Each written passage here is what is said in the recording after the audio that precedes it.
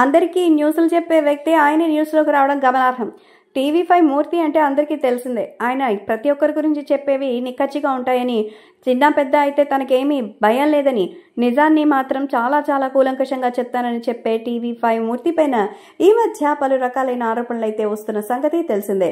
So Shreya broadcasting private limited TV5 CEO అలాగే మూర్తి తన ఫోన్ని ట్యాపింగ్ చేస్తూ 10 కోట్లు డిమాండ్ చేస్తున్నారని వర్ధమాన నటుడు కాకాని ధర్మ సత్యసాయి శ్రీనివాస మహేష్ ఆరోపణలు చేశారు. లేకపోతే ప్రైవేట్ వీడియోలు ఉన్నాయని భయపెడతానంటూ ఆయన్ని చాలా ఇబ్బందులు గురి చేశారు.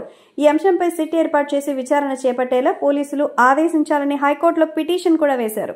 ఈ పిటిషన్పై విచారణ చేపట్టిన justice NV Shravan Kumar petitioner తగిన సాక్ష్యాలు సమర్పిస్తే చట్టపరమైన చర్యలు తీసుకోవాలని పోలీసుల్ని ఆదేశించారు. హైకోర్టు ఆదేశాలతో మహేష్ ఫిర్యాదును ఆయన సమర్పించిన సాక్ష్యాధారాలను పరిశీలించారు. మొత్తానికి ఇప్పుడు మూర్తితో పాటు మహేష్ భార్య గౌతమిపై సెక్షన్ 308 ఐటీ యాక్ట్లోని సెక్షన్ 72 కింద కేసు నమోదు చేశారు. మహేష్ ఫోన్ని మూర్తి చట్ట విరుద్ధంగా ట్యాప్ చేస్తున్నారు. ఆయన ప్రైవేట్ సంభాషణలు సైతం రికార్డ్ చేసి టీవీ5లో ప్రసారం చేస్తున్నారు. సెప్టెంబర్ 25న చిరుమామిళ్ల గౌతమి మూర్తి కలిసి మహేష్ ఆయన తండ్రికి మధ్య జరిగిన ఫోన్ సంభాషణ రికార్డ్ చేసి టీవీ5 ఛానల్లో వేశారు.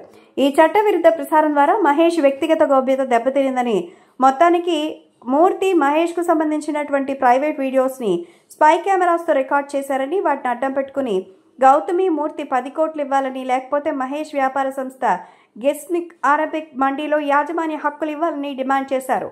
డబ్బు చెల్లించకపోతే ఫోన్ రికార్డింగ్స్ అన్ని కూడా బయట పెడతానని బెదిరించడంతో ప్రస్తుతం టీవీ5 మూర్తిపై కేసు నమోదైంది.